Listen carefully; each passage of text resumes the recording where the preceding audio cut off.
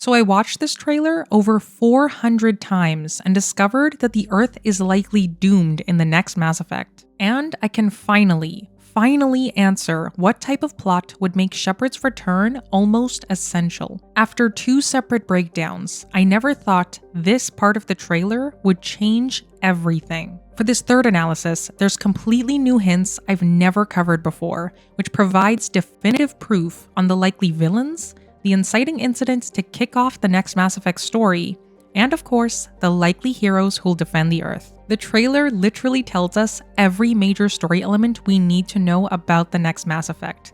So let's dive right into it. In the first 4 seconds, we hear the distinct sounds of Morse code, which are made up of dots and dashes. And this clip consists of dash dot, dash dash, dot dot dot,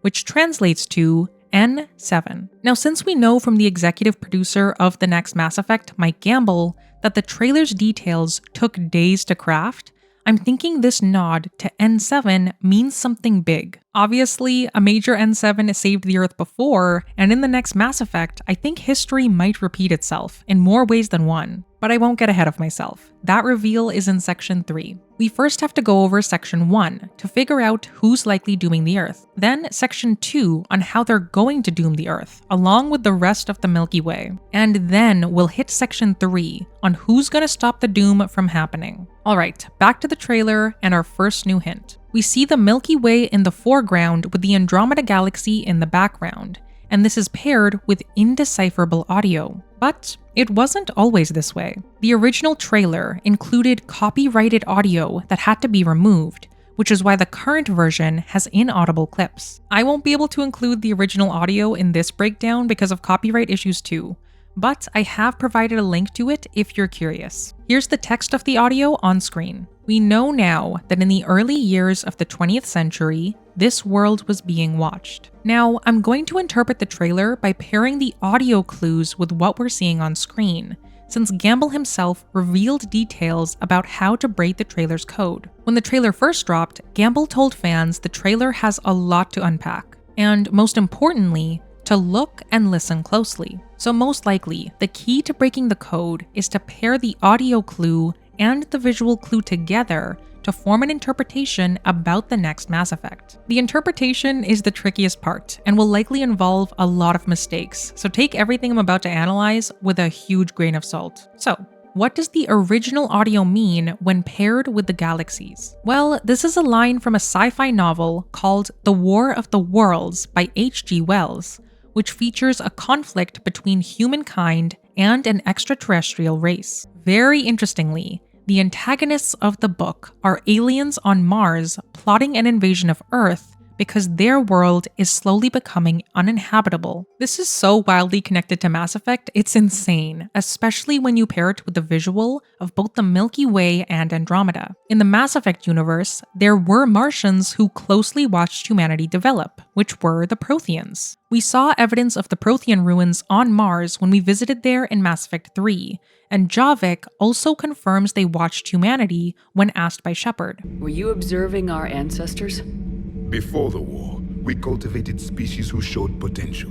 Eventually, you would have been offered a choice to join the Empire. So with the audio hinting at the Protheans while showing the Milky Way and Andromeda, I think this is showing us that the Protheans' involvement in both galaxies will become relevant in the next Mass Effect. And since the audio is from a book titled War of the Worlds, I'd say a Prothean war might be brewing. Now, the obvious question with this is, how are they even alive if they were supposedly wiped out 50,000 years ago? Well, the answer to that is tied to the Andromeda Galaxy. In Andromeda, there have been multiple hints that the mysterious Jardan are actually synthetic-like Protheans. Gamble pointedly gave us that connection in this tweet. When a fan mused on Twitter about the technology in the photo being Prothean instead of Remtech, Gamble responded with, or maybe it's ...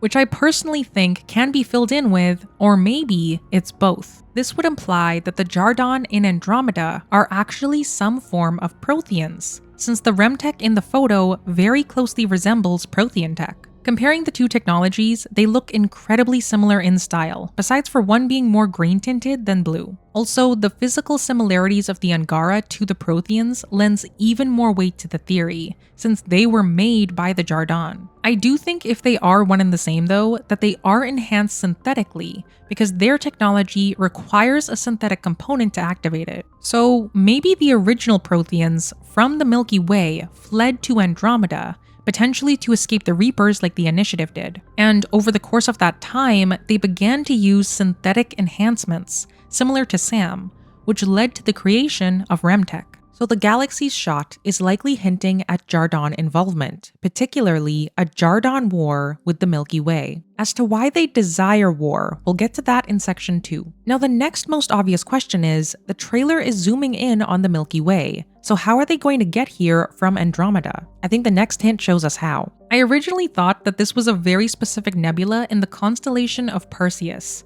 but now I think the focus is simply on the fact it's a bipolar nebula. These types of nebulas depict dying stars that are ejecting gas and dust. Now as for the audio, the original trailer also had copyright issues here. Here's the text of it on screen. Roger copy. Eagle Houston, you are a go for landing, over. The key here is Eagle and Houston. Houston is obviously a connection to NASA, and Eagle was the codename for the Apollo 11 spaceflight mission. So this line is referring to when humanity first landed on the moon. So how can this dying star nebula be tied to the audio clip of the first ever moon landing? Well, the big deal about the moon landing was that it was the very first time humanity explored another celestial body. So coupling this with the nebula, I think the point is that the next Mass Effect will feature new explorations of dying star phenomena. Gamble had liked a tweet by Kala Elizabeth that promoted this video about dying stars. In the video, she dove into how Marco Iazzi's concept art for the next Mass Effect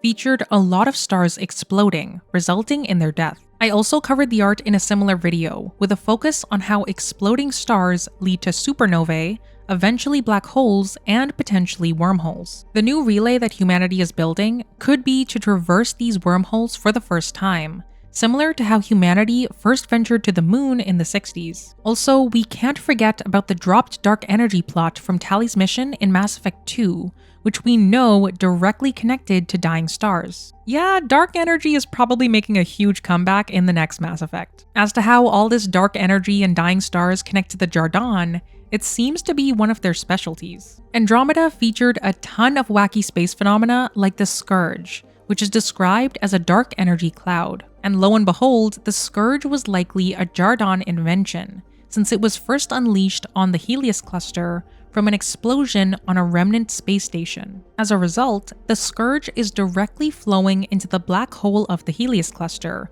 which was the result of a star's death. I've covered this a lot on the channel, so I won't go over it again here, but the Helios black hole is essentially the perfect gateway to form a wormhole and return to the Milky Way. So potentially, by showing a dying star, the trailer is hinting at wormhole-like travel, which would definitely be a first in the franchise. Using wormholes, the Jardan could make their way from Andromeda to the Milky Way with ease, along with the Tempest Crew too. And I mean, I'm pretty sure the Tempest Crew is already here, but I'm getting ahead of myself again. For now, we've at least figured out that it's possible for the Jardan to reach the Milky Way relatively quickly. As to the next part in the trailer, it's pretty wild and telling that it's connected to the Jardan too. The audio hint here is, Arcturus Station, unknown vessel approaching, we need first contact protocols. This is likely referring to when humanity first made contact with the Turians in 2157. Visually, it shows us a massive structure around a star that is directly tied to the Geth. In the games, this type of megastructure was explained to Shepard by Legion. We told you the Geth are building our future. But you didn't say what it is. A megastructure. The closest analog you have is a Dyson sphere.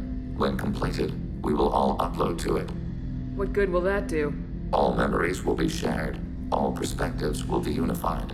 So this Dyson sphere-like object that's supposed to connect all the Geth is likely what we're seeing in the trailer. Taking this pair together, I think it means that the Geth are going to enter a new stage of their evolution by coming into first contact with a new race. Obviously, based on all the previous hints, I think this will be the Jardan, which weirdly enough is backed up by the Geth suddenly wearing clothes. In the N7-Day 2023 tease, we see a Geth platform wearing a very stylish getup, and there's an Angara nearby pointing angrily at them. Since the Angara were literally made by the Jardan without their knowledge, it'd make sense if the Angara were angry with the Geth for being in contact with them. And on top of that, if the Jardan are going to be the big bads, then the Geth potentially being buddies with them is very much not good. Okay, we've gotten through the first section of the trailer of who's involved in Earth's doom, but now it's time for the most important section: why I think Earth is doomed in the first place. To kick off section 2, we see a blue gas giant along with the phrase,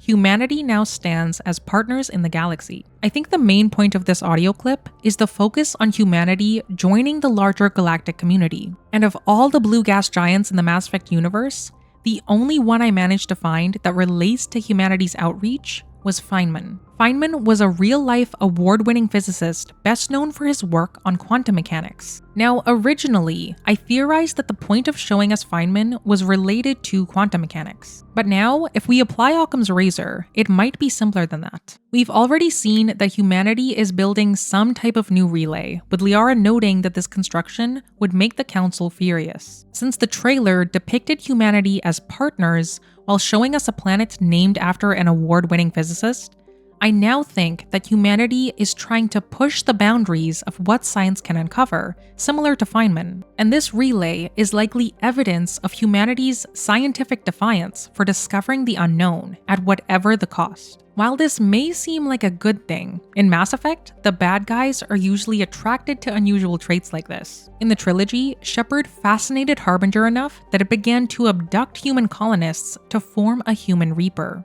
And eventually, humanity's homeworld of Earth became the final battleground in the Reaper War. Humanity's gung-ho attitude has historically caused them massive distress. So in the next Mass Effect, I wouldn't be surprised if humanity pushing the bounds of physics catches the eye of the Jardan, who are also a very technologically savvy race. Even in a different galaxy, the humans in Andromeda were the ones most involved with advanced technology like Sam, and I'm sure the humans in the next Mass Effect will be no different. And speaking of Andromeda, the next part features one of the biggest cliffhangers for where the fourth game left off. But, very weirdly, for the first time in the trailer, the traditional code breaks from pattern. We can clearly hear a voice saying, "Arc 6 is away, Godspeed." But we don't have any reliable visuals, besides for the camera rotating up and to the right. Since this hint only includes audio similar to the Morse code at the beginning, I'm going to assume the meaning here is simple too. The Andromeda Initiative is the only organization we know of that's launched arcs, so this is likely referring to one of those. I originally thought this line could refer to an unknown 6th arc the Initiative secretly launched,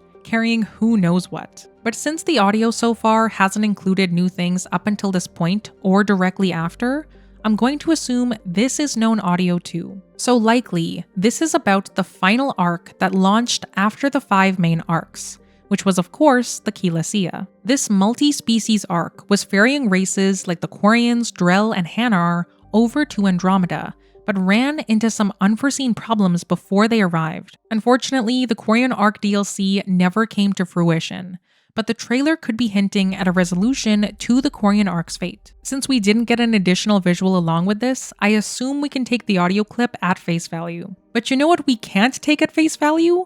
The next part that features a debris field. This is by far the wildest part of the trailer, and reveals why the Earth is likely doomed in the next Mass Effect. The audio here begins with lines of, "Watch that squad fighter, they're going to take down the Dreadnought, engines are going critical, and abandon ship." What's important is that these are likely from the Reaper War, which is emphasized with a Reaper roar at the end. And if we remember from the beginning of the trailer, the audio included a line from a book titled War of the Worlds. So whatever this debris and relay is showing, it's likely connected to the next upcoming war the Milky Way is going to face. Now luckily, the audio is fairly straightforward. As for the visuals, they're anything but. The last time I analyzed this trailer, I had no sweet clue what this debris field meant. I scanned through every known mass relay, and none of them had this amount of debris nearby. So I instead focused on where the debris could have come from. The most likely candidate was the Alpha Relay in the Arrival DLC. That entire system was destroyed, so there'd be tons of debris floating around. But that relay was completely blown to shreds by the incoming asteroid, and the trailer one is still relatively intact. So, scrapping this idea, I moved on to look at the next likely debris field, which was the space beyond the Omega-4 relay. But that area was really bright because of the Milky Way's black hole pulling in nearby light, and the trailer was very much in the dark. Also, we never saw a mass relay in that area. The Normandy just kind of jumps away after escaping the collector base. So with that area being unlikely, I looked at the next candidate. Except there wasn't a next candidate. Those were the only two areas of the Milky Way with large debris fields that we know of. I was completely stumped. But this time around, I realized I was thinking about these visuals in the complete wrong way. In the trailer's code, the one part that's been searchable and thus knowable are the audio clips, but the visuals have sometimes been unknowable. We don't for sure know which nebula this is, and we never actually saw the large megastructure the Geth were building in the games. So the visuals are sometimes new things that aren't present in the games. With this in mind, I changed my focus entirely. We're probably able to guess this relay, otherwise why include it at all? But it's important to note that all relays are generally debris-free because ships need to safely navigate their way to the ESO core before jumping away. But this relay's ESO core isn't active, so what we're likely looking for is a known relay that could have a nearby debris field. Basically, a debris field that doesn't yet exist, but will in the next Mass Effect, likely kicking off a war. So with this new guideline, I focused on the audio clips again. Dreadnoughts in the Milky Way are restricted to only a few races because of their immense firepower. Those races being the Taurians, Asari, Solarians, and humans. Since those races all have distinct vocal tones, the likely race in the audio are humans. So I narrowed my search to all the mass relays in human-based systems that could potentially have debris around them. And with this criteria, it narrowed down the relay to just one, which is located in the cluster you're watching this video from, the local cluster. And the relay it houses is the Charon relay. Now, there's something very special about the Charon relay that other known relays don't share. This relay is gravitationally anchored to the celestial body of Pluto. So basically, the Charon relay orbits Pluto, and Pluto orbits it. Also, the galaxy map doesn't show the relay to scale with Pluto. Mass relays are about 15 kilometers across, but Pluto's diameter is about 130 times bigger at 2,000 kilometers. So, if the trailer is showing us the Charon relay, then we should see Pluto right about... Wait, where the heck is Pluto? Well, the incredibly wild conclusion I've reached is that we're looking at it. This debris field is likely the literal remains of Pluto after being blasted to smithereens. Here's why. Pluto and the Charon relay are the only known pair of celestial body and relay that orbit one another. And we can see in the trailer a rotational orbit of debris around this relay. Since Charon is the only human-related relay that could have this level of debris beside it, it makes Pluto's demise more likely. There are also familiar-looking pieces of debris like ladders and other construction materials floating about here, and we know from Pluto's description that it housed about 9,000 people in gateway stations. So probably, what we're seeing initially is the rocky debris of Pluto that's now blown up, and then gateway station debris surrounding the Charon relay itself. And finally, we can't forget about some crucial hints from earlier in the trailer. The Jardin likely coming to the Milky Way with war in mind, as well as some type of first contact scenario. That in and of itself is the perfect disaster for blowing up Earth's favorite ice dwarf. Alright, just wait a minute. Sure, it makes sense that this could be the Charon relay, but that's if Pluto's been blown up. There is no known weapon in the Mass Effect universe that has the power to destroy literal planets / ice dwarves. Or is there? Way out in the Andromeda Galaxy, in the Helios cluster system of Ramov, exists a golden world that now looks like this. Planet H-047c, which was supposed to be the Turian homeworld in the Helios cluster, became shattered by none other than the Scourge. Oh yeah, just that pesky dark energy phenomena that was created by who again? Ah yes, the Jardan.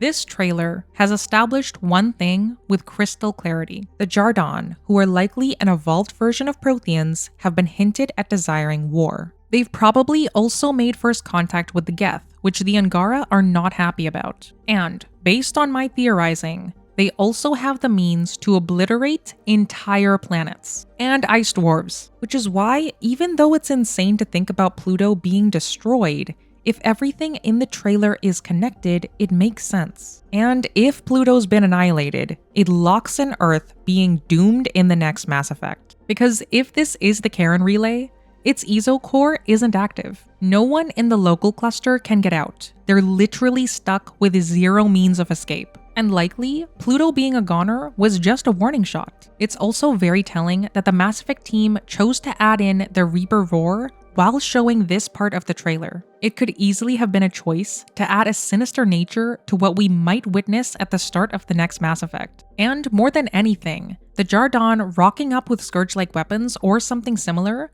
would explain the entire last section of the trailer. Before we get to that though, just a quick reminder that you can join my Patreon for Discord access to a ton of other passionate Mass Effect fans, myself included. If you love Mass Effect, that is the place to be. So become a member of my Patreon to unlock that and early access to my clearly unhinged videos. Alright, it's finally time to put all the pieces of this trailer together in section number 3. After the Pluto debris, we hear the final known audio clip of someone saying, "Is anyone receiving this? We've lost contact." I think this meaning is twofold. Since communication was cut off after the Crucible blast went off, this line is likely from that time period. But it could also refer to events in the next Mass Effect if Pluto did indeed blow up. Since Pluto had gateway stations, this could be audio of someone attempting to contact those stations, but obviously failing to do so. Now, let's just think for a second about why the Jardan would decide to destroy Pluto. The last thing we know about them from Andromeda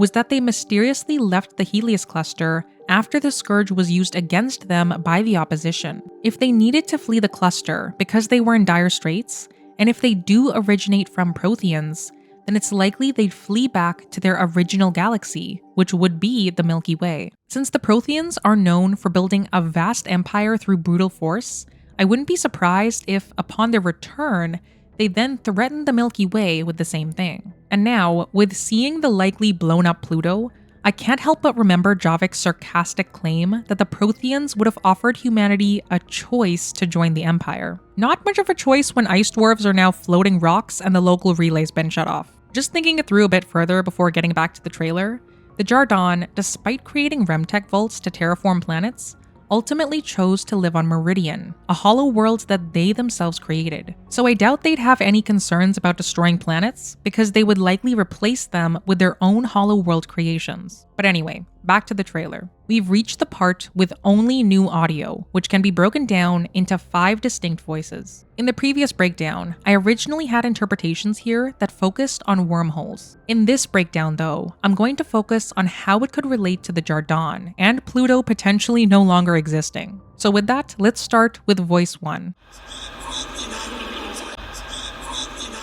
For this voice, I'm still hearing emitting probe in A. Instead of emitting a probe into a potential wormhole, it could be emitted into other exploded planets, which voice 2 backs up.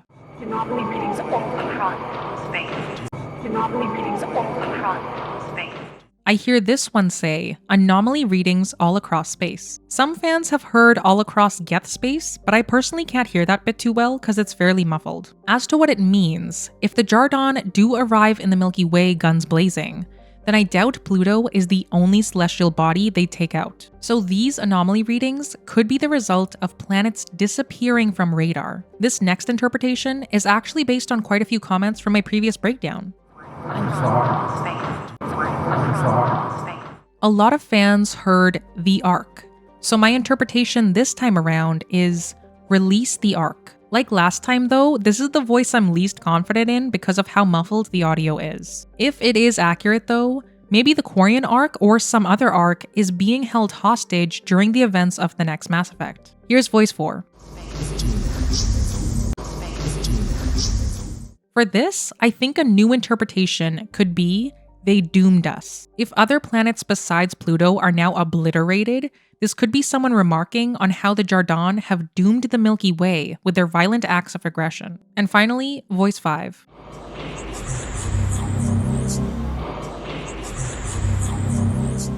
For voice 5, I still think the person says, upon an unknown horizon. This could refer to the massive war about to break out, which the Milky Way is probably completely unequipped to deal with, especially if it involves homeworlds being threatened with total annihilation. Now, while these audio clips are playing, we also see a cluster in the sky, and I think this cluster gives clarity into what the Milky Way's plan is to save everyone from doom. Or at least Liara's plan, but we'll get to that part later. This cluster we're seeing is likely the local cluster. When we compare the local cluster from Mass Effect 1 to the teaser trailer, it closely matches. But even if it isn't that specific one, it doesn't really matter. What matters about this cluster is that it matches what we see from the planet Shepard fell and died on at the start of Mass Effect 2, which is of course Alkera. Because we see this same cluster on Alkera, it confirms that the planet we're about to see is the very same planet Shepard was eventually resurrected from. But things in the trailer are about to get really tricky. From this point on, there is no voiceover audio, so we've lost a pretty crucial part of our cipher. However, we do still have one type of audio, which is the music. Continuing with the trailer, we see Alkera's 3 moons, and the descent of the Mudskipper,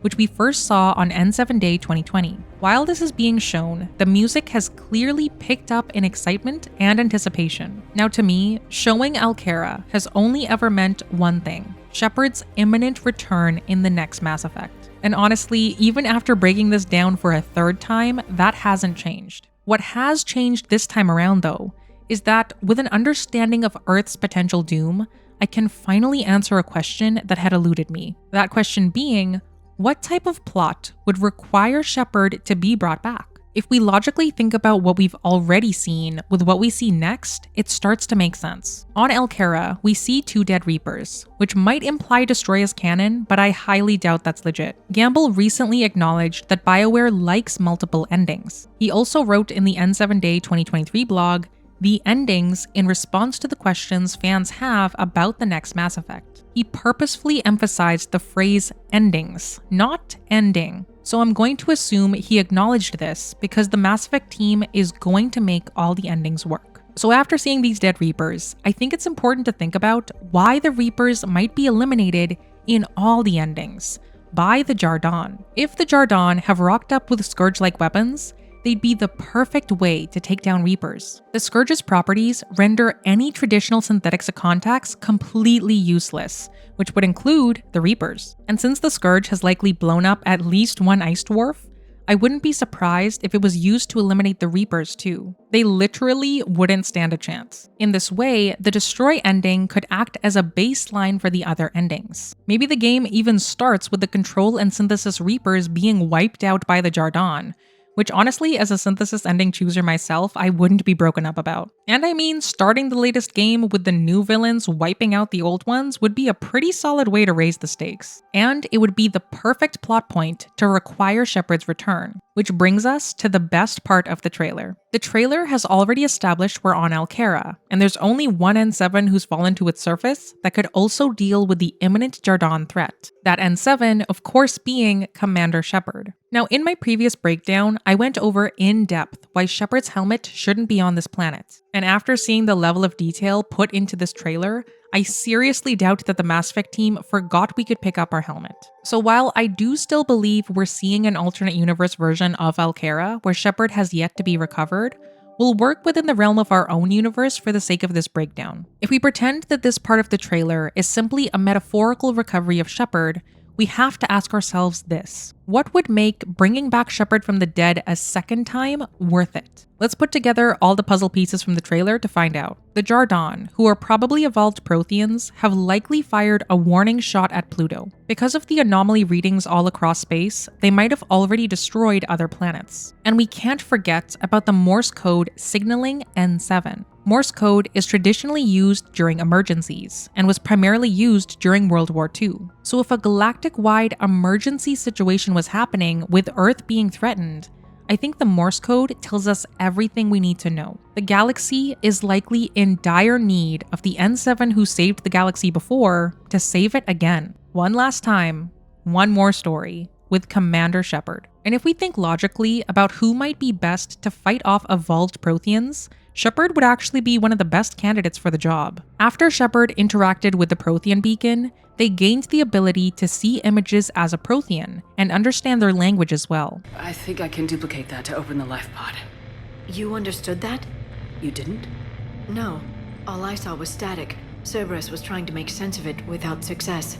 The Prothean cipher you received on Pharaohs, it lets you see the images as a Prothean would and understand their language.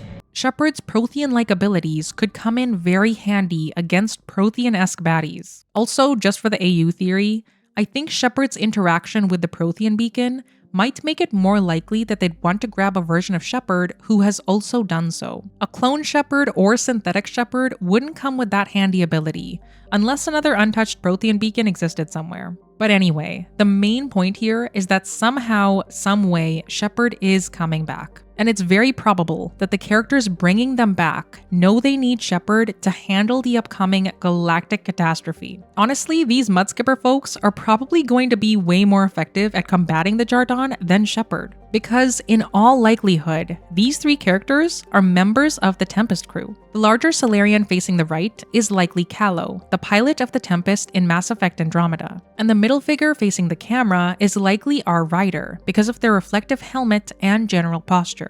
But as to the final figure, not gonna lie, I flip-flopped on who they are more than the dress fiasco from 2015. That is, until now. On one of my random searches of Gamble's Twitter feed, I stumbled across this high-resolution picture of the characters in the background, and upon zooming in, I can definitively, finally say that this character is 100% a Krogan. You can clearly see the shoulder hump that only Krogans have. Likely, their arms are folded and slightly facing towards Ryder. And because these are probably two members of the Tempest Crew, I'm going to go back to one of my original guesses for this Krogan and say it's Drac. And since it's likely that the Jardan are threatening the Milky Way, I'm pretty sure the Tempest Crew would return to the Milky Way ASAP. They're the ones with the most Scourge experience, not to mention that their new home of Meridian used to belong to the Jardan. So them being here only further adds weight to the Jardan being very relevant in the next game. Ryder was also able to interact with Remtech without Sam's help by the end of that game,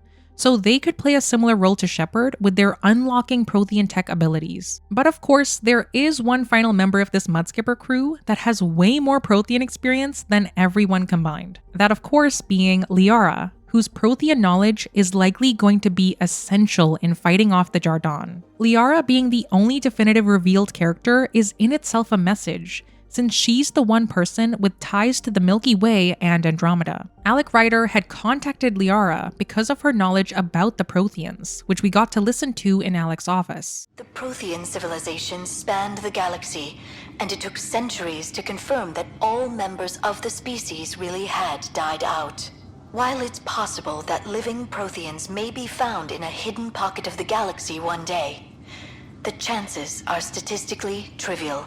I always found this info on the Protheans pretty strange, but knowing that the Jardan are likely evolved Protheans, it'd make sense why the Andromeda devs gave our Ryder access to this knowledge. It wouldn't be hard to see why Ryder would contact Liara first after reaching the Milky Way, which, based on the recent tease with the Angara, is likely what happened, with Liara acting as a liaison between the Geth and the Andromeda folks. And of course, once Liara realizes the impending galactic threat, she's probably the one person with both the resources and knowledge to bring Shepard back a second time to save the galaxy again. So, within the last few frames of the trailer, we got a Shepard hint, 3 members of the Tempest Crew, and a Liara reveal. Yup, that's the lineup I'd want if evolved Protheans were blowing up planets. After we see Liara, there's sudden darkness, followed by the final mystery of the trailer. We see that Mass Effect will indeed continue, and then, strangely, the cluster visible from Alkera's sky again, but this time it's flipped and distorted. With the detail they've shown in the trailer, this flipped cluster definitely means something. I'm just not sure how it could relate to what we've seen before. If anything, the distortions could be some type of anomaly unleashed by the Jardan that we haven't seen yet. But it could also provide more evidence that wormhole travel is going to be a thing in the next Mass Effect, which is why I'm still here for alternate universe shenanigans. Alright, and that's the trailer. Here's Trailer Breakdown 3.0.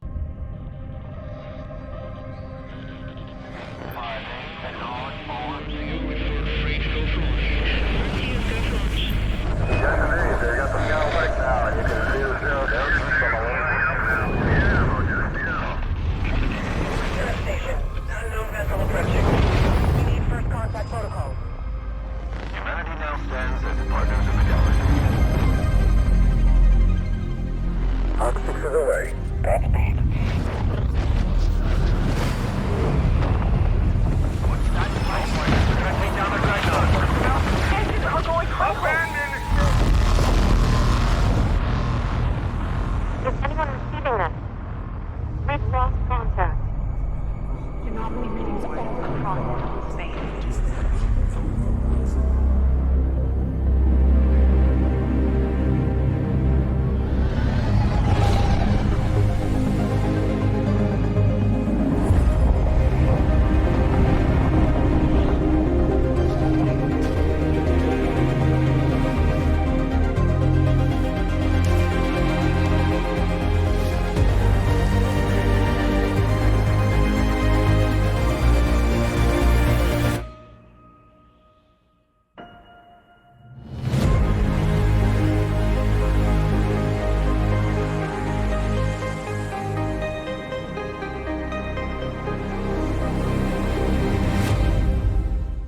Honestly, after seeing that Pluto might be blown up, nothing is going to surprise me about the next Mass Effect. Well, except maybe one thing. We might find out in the next Mass Effect that the Reapers were actually right. Watch this theory next to find out why the new synthetic N7 proves just that.